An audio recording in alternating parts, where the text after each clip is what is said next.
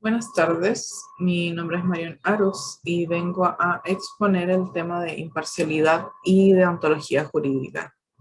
Partiremos con una introducción breve, lo más breve posible, y para proseguir después con el resto de la exposición.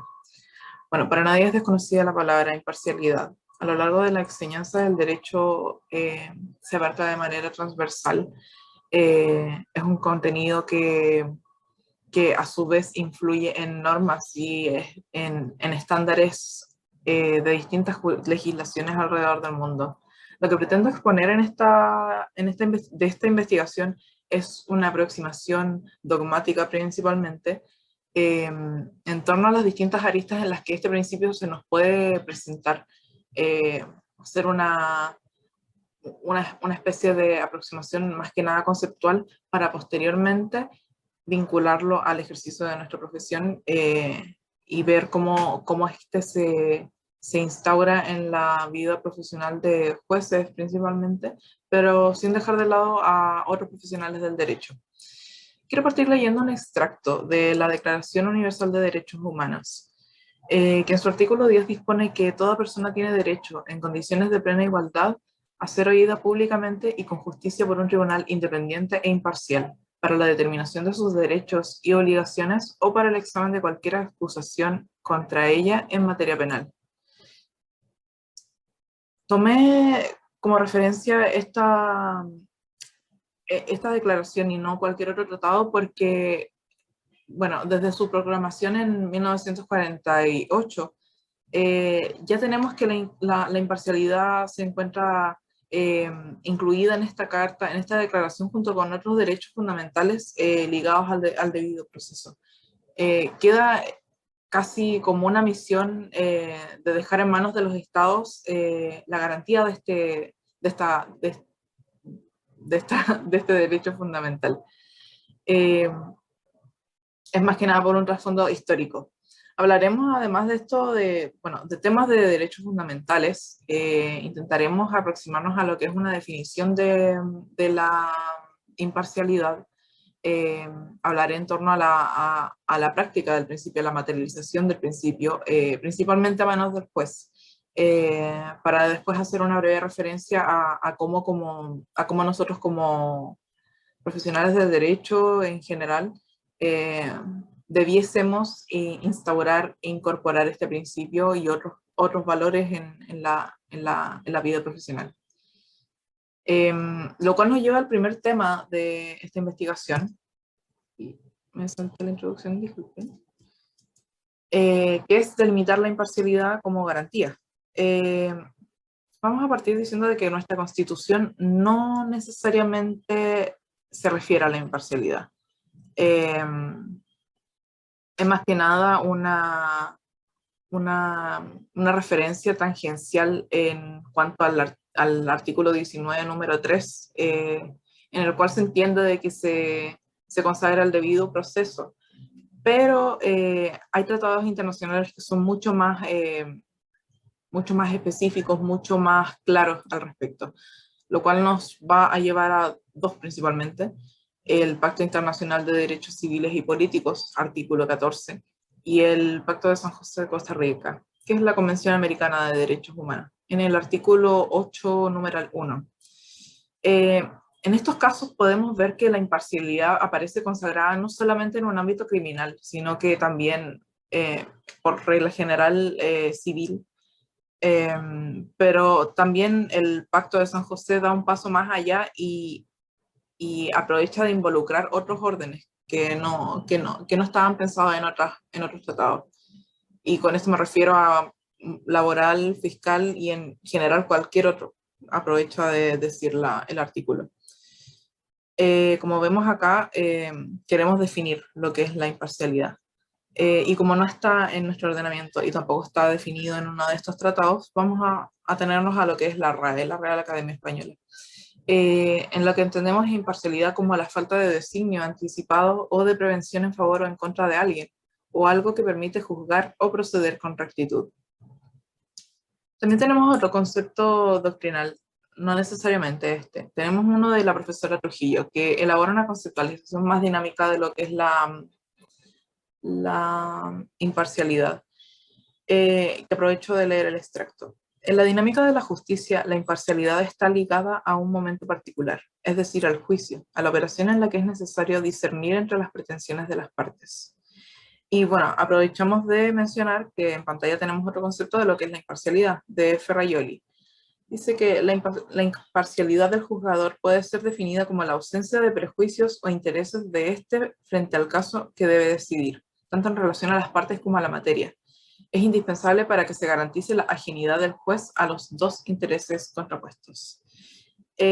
Aprovecho de mencionar de que no tenemos que confundir lo que es la imparcialidad con la independencia, que se suelen tratar cercanamente, pero operan a escalas distintas. La independencia hace más referencia a lo que es la autonomía que tiene el juez para actuar independiente de fuerzas exteriores, entiéndase por otros poderes del Estado o prensa o organizaciones sociales.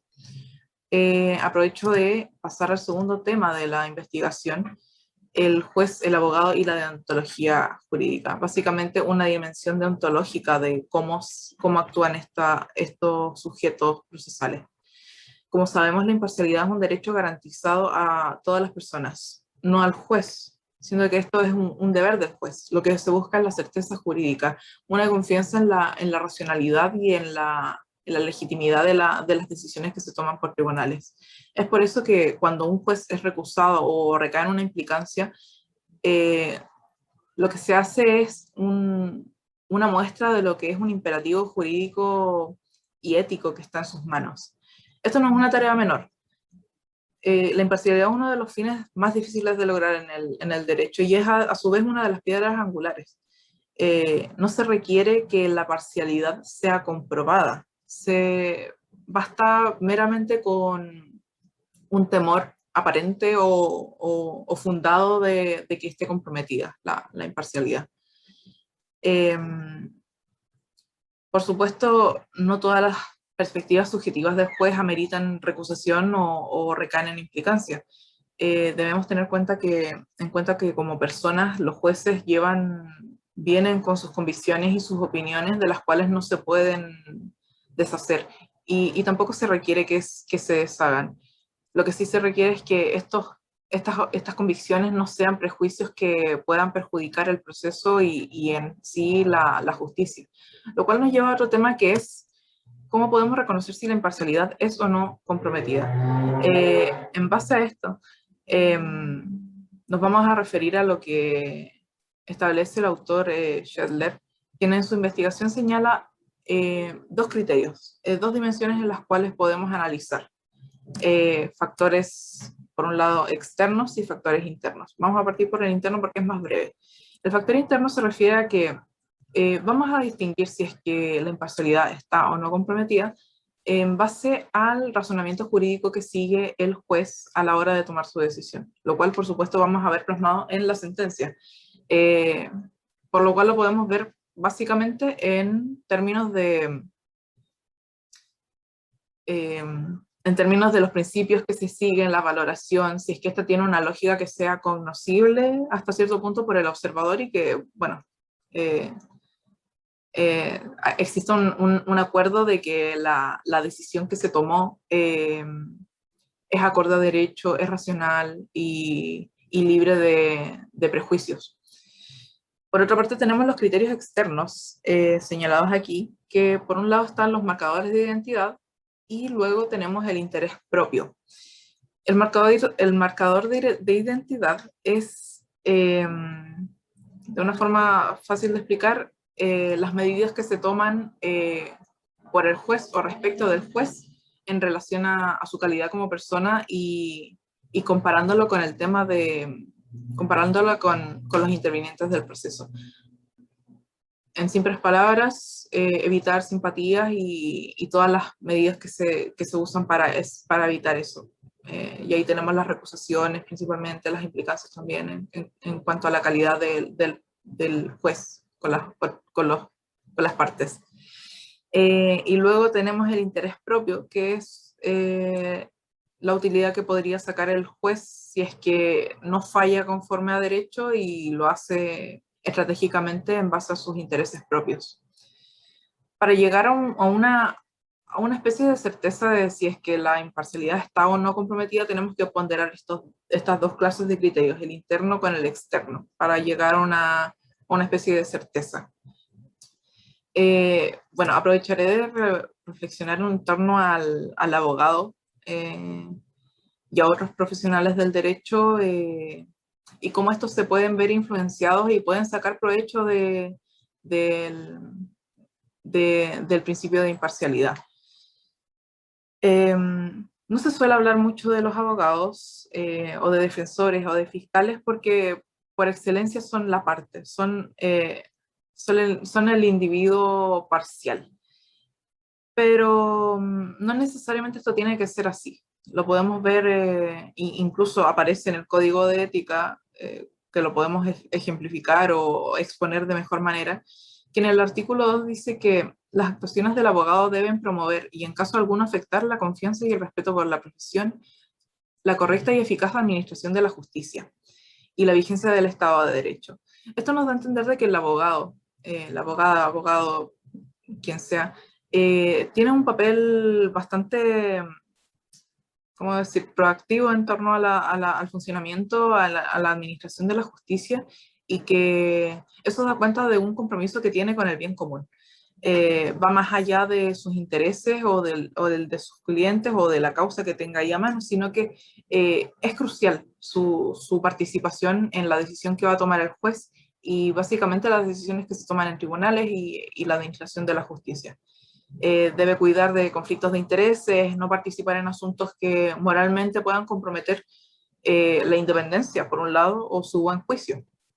Y para ir cerrando más o menos, la exposición, bueno, vimos el concepto, vimos normativa relevante, la relación de los jueces y los abogados con la imparcialidad, el provecho que le podemos sacar como profesión a este principio, a incorporarlo.